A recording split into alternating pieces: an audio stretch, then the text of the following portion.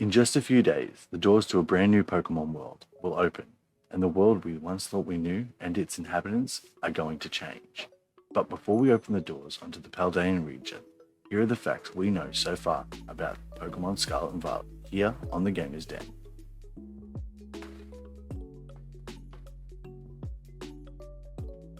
Starting us off is overworld aspects. Within the overworld, your player character and Pokemon will react to the weather and its environment. And now, rival trainers will no longer stop you as you pass, but will instead have a text box above their heads to let you know that they are wanting to battle, so no more wasting time when you're on a roll. Speaking of time, there is no real-world time cycles anymore. Instead, they've adopted a predetermined time cycle and in-game clock. I assume it's to assist with the new method of hatching eggs. You'll also be able to set up a picnic, where in doing so, Pokemon eggs can be found at the picnic basket at the end of the table. The details of this feature are still very vague at this point, but you'll also be able to wash and clean your Pokemon, play with a ball, and most importantly, make sandwiches. But all jokes aside, sandwiches can actually give some very useful bonuses, such as catching power, encounter power, and raid power to certain Pokemon types, depending on the sandwich. They will also allow you to gain more experience points, and can also influence bonuses to what size Pokemon you'll encounter. But be careful, whilst making sandwiches they can fall apart, so don't overdo it. Alright, now moving on is Pokemon Centers. Now we all know that Pokemon Centers are outside and in the open, so that means no more entering a building to heal, but now we also have access to not only the Pokemon Center's healing, but also the Pokemarts and TM machines from the same structure.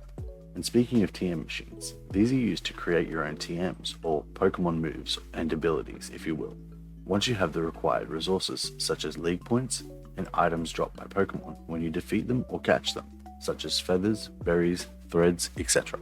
While we're on the subject of structures, that leads me to the next point, cities and towns. Now from what I can gather and assume, the towns around the map are completely open, but these towns represent safe zones, so we should expect the potential for a mini blank screen when entering these towns, unlike Mesagosa. I believe this city will have the only main cutscene, as it is a very large city, but these are a necessary function, as they are used to switch off encounters with wild Pokemon that are walking around.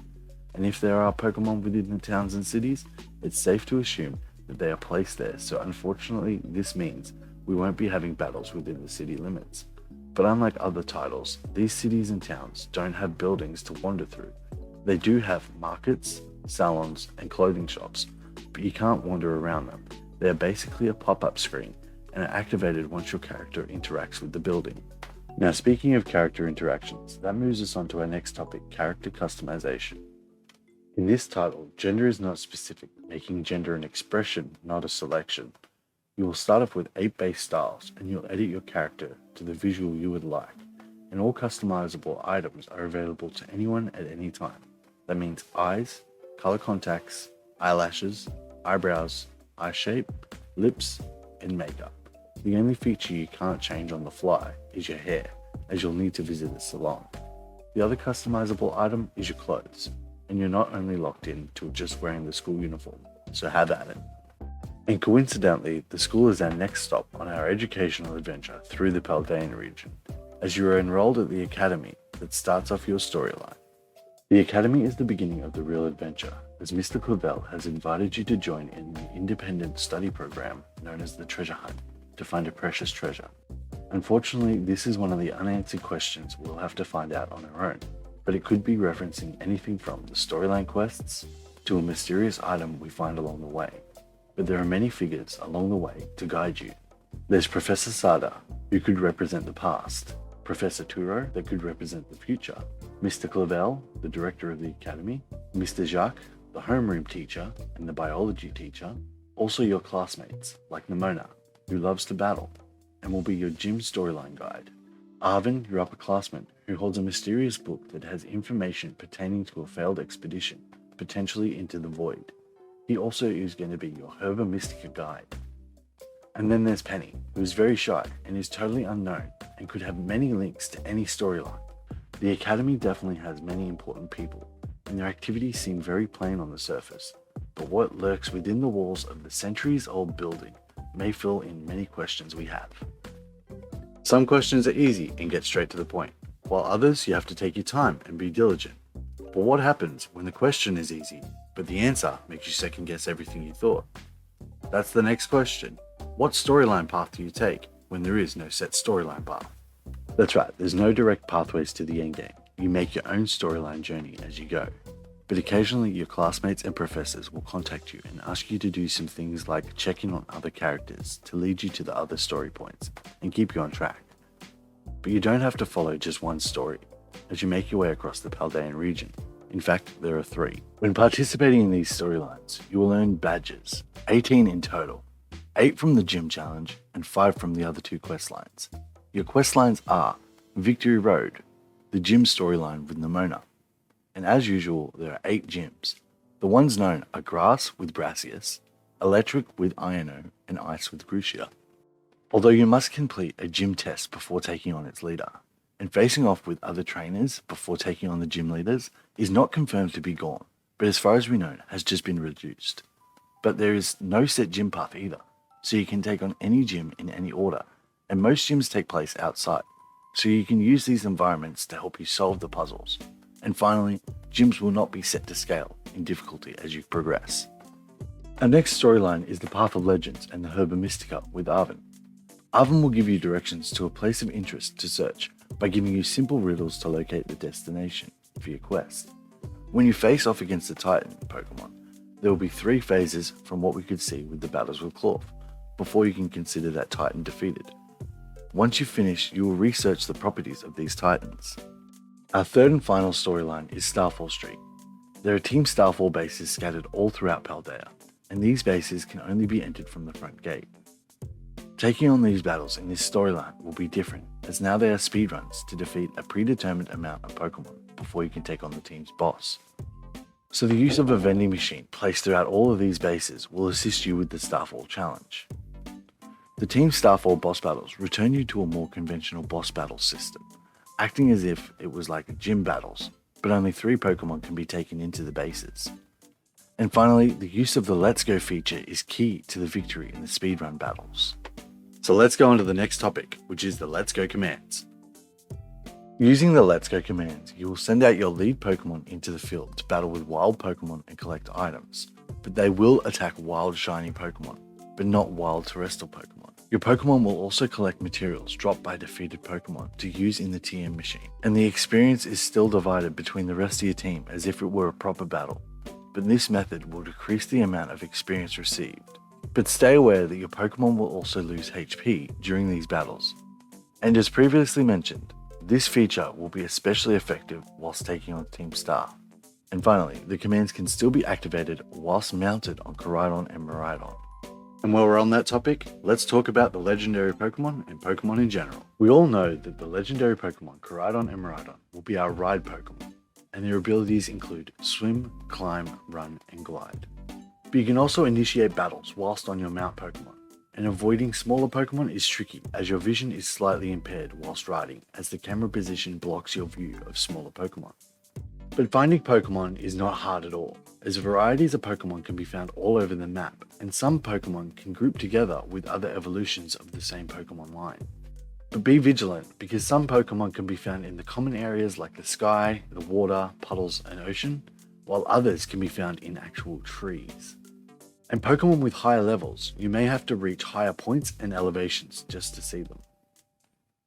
And speaking of getting to higher levels, when Pokemon gain experience, it will automatically fill to the level you have earned instead of showing you every level you gain, making training to evolve Pokemon easier.